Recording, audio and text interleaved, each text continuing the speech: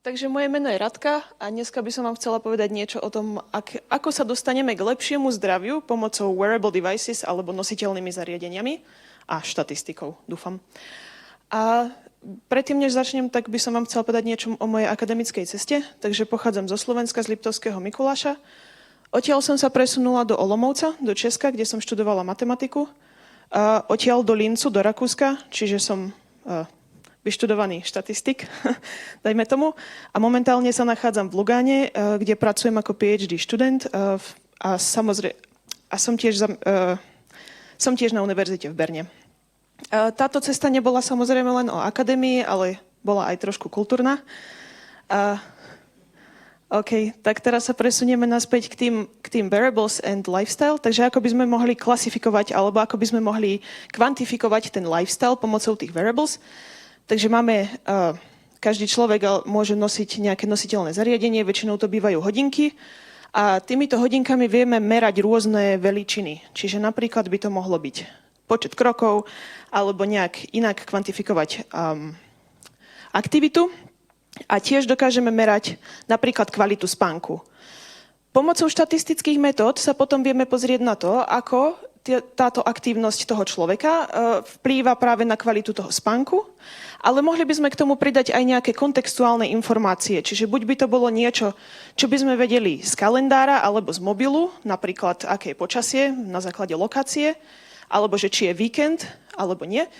A tiež by sme vedeli napríklad sa opýtať toho človeka, či pil nejaký alkohol, napríklad, alebo nejaké iné digital diary measures, ktoré by sme mohli by sme sa ho pýtať. Potom by sme vedeli kvantifikovať tiež, ako alkohol vplýva na kvalitu spánku. A na toto sme robili takú malú štúdiu a naozaj nám vyšlo, že keď pijete príliš veľa alkoholu, tak vaša kvalita spánku klesá. Samozrejme, podarilo sa nám aj určiť, alebo je to také logické docela, že ľudia sa hýbu viacej cez víkend a tiež pijú viacej cez víkend. Väčšinou. Ako by sme mohli samozrejme zmeniť tento lifestyle, by bolo takým spôsobom, že by sme mohli robiť nejaké interventions na nejakom smere, keďže tá informácia z toho digital diary nie je stále dostupná, pretože tí ľudia nie sú ochotní nám odpovedať stále na tie questionnaires každý deň, lebo to je otravné, tak vieme použiť práve tie data z tých hodiniek a napríklad môžeme intervenovať ako na počet krokov. To je docela jednoduché, čiže v podstate môžeme poslať človeku nejakú správu, nejaký dotaz, nejaké suggestion na to, aby urobil viacej tých krokov. No a teraz, ako to urobiť tak, aby to bolo motivačné a aby to teda ako fungovalo. No, takže máme data a ideme vytvoriť teda tú správu, taký use case. Čiže napríklad teraz viem, že momentálne mám nachodených 5000 krokov, môj cieľ za deň je teda tých 10 000 krokov, tak z toho môžem povedať, momentálne si urobil 5000, 10 000 krokov. Táto časť tej správy sa volá biofeedback, pretože tam je nejaký feedback z biologických dát. K tomu môžem pridať niečo, čo som sa o tom človeku dozvedela na začiatku, predtým, než som ho onboardovala, alebo keď si stiahol našu apku. Čiže napríklad viem, že ten človek má psa a k tomu viem napríklad, že je dneska pekné počasie na základe jeho lokality, takže logicky odporúčim mu, čo tak, zobrať svojho psa na prechádzku. To je také hravé, také zábavné. A malo by to donútiť toho človeka trošku sa zamyslieť nad tým a možno sa teda rozhýbe viac. Ešte k tomu môžem pridať niečo také špeciálne z marketingového pohľadu, by som to nazvala. Mohli by sme k tomu pridať jeden zo 6 persuasive principles od Cialdiniho. Sú to presvedčovacie princípy, tak napríklad môžeme použiť authority, čiže niečo ako tvoj doktor ti doporučuje, aby si teda kráčal viac. Takže takúto správu môžem poslať. No, a teraz, čo s tým, alebo ako to môžem vylepšiť, ako to môžem viac personalizovať pomocou AI? Predtým, než k tomu prídem, zhrniem, čo sme doteraz videli, čiže od dát k personalizovaným doporučeniam, čiže mám nejaké data, mám nejaký cieľ, ktorý nemusí byť len 10 000 krokov, ale čokoľvek iné. Potom mám nejaké data z hodiniek, alebo z nejakých tých wearables. K tomu mám nejaké data z nejakého chatbota, alebo z digital diaries. A k tomu mám nejaké data ešte, ktoré sa nepýtam toho človeka explicitne, ale vyvodím si ich práve z dát, čiže napríklad kalendárny deň.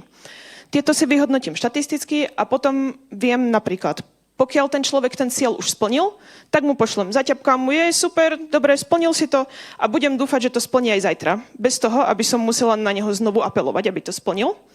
Ak to nesplnil, tak mu pošlem teda ten suggestion, ako sme videli v tom príklade na predložšom slajde, a pošlem mu to ako správu. No a teraz tam môžem pridať práve to AI. Čiže ten krok bude tu a ten AI nám môže pomôcť vylepšiť tú správu, čo sa týka buď toho, že ako nastavím ten biofeedback, čo presne mu poviem, lebo nie na každého to funguje.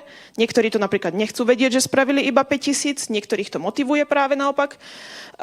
Potom viem vyberať aj jeden z tých Cialdiniho princípov tak, aby to bolo viacej cielené práve na toho človeka. A keď to urobím veľakrát a veľakrát mu budem stále túto správu posielať, tak budem to na ňom testovať a potom viem vyhodnotiť po nejakom čase, viem vyhodnotiť aj, že v ktorý čas napríklad to bolo pre toho človeka najlepšie, čiže niekto má rád, ak by som mu to poslala ráno, že zober dneska bicykel na miesto autobusu, keď ideš do práce, alebo niekto chce práve iba večer, lebo ráno má príliš veľa iných problémov, než pozerať sa na mobil a na nejaké správy. No a potom to teda vyhodnotím, buď to fungovalo, alebo nie. Táto časť sa volá evaluation. A vlastne naučím, natrenujem ten algoritmus, lebo mu zmením mu nejakú podstatu toho, ako to vyberá. Tento algoritmus je personalizovaný, čiže učí sa vždycky na tom jednom človeku. Samozrejme, keď mi príde nový user, tak sa pozriem na to, ako veľmi je podobný niekomu, na kom som to už skúšala a môžem ho nastaviť nejak akože lepšie. A celý tento setup sa volá reinforcement learning. A no, tak sa to volá. A teraz, ako to vyhodnotím tak celkovo, že či to vôbec akože fungovalo? Takže v prvom rade je otázka, bol ten cieľ dosiahnutý, splnil ten človek ten cieľ každý deň, splňoval ten človek ten cieľ často? Štatistickou analýzou dokážem aj vyhodnotiť, že či bol ten lifestyle naozaj zlepšený, že či naozaj jeho spánok bol zlepšený tým, že sme posielali správy na to, aby sa hýbal viac a tak ďalej. Samozrejme, je tam mnoho ďalších veličín, ktoré k tomu treba pridať do toho kontextu a ktoré treba zohľadniť. A potom sa ešte pozriem kauzálnou analýzou práve na to, že či tie intervencie boli užitočné. Práve tá správa, že či tá správa bola helpful a že či tá správa bola helpful pre jednotlivca, ale tiež aj pre population.